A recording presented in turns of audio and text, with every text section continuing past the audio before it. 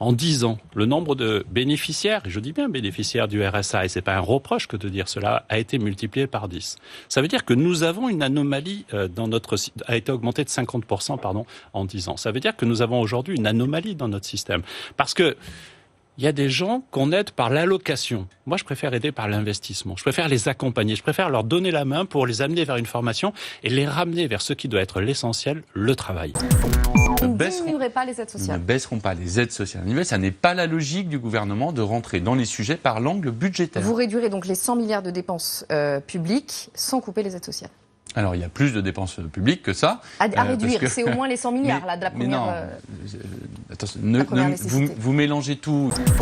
Forme d'austérité. Nous sommes dans un nouveau monde qui est un monde qui part à l'envers. On a donné beaucoup aux plus riches et on va être obligé d'économiser sur tous les autres. Et en même temps,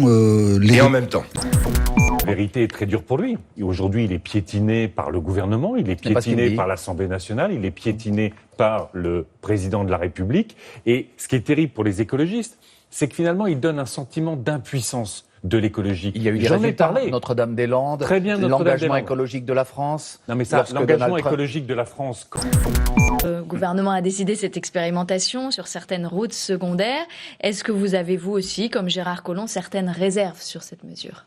Écoutez, moi je m'exprime librement au sein du gouvernement et ensuite je respecte la solidarité gouvernementale.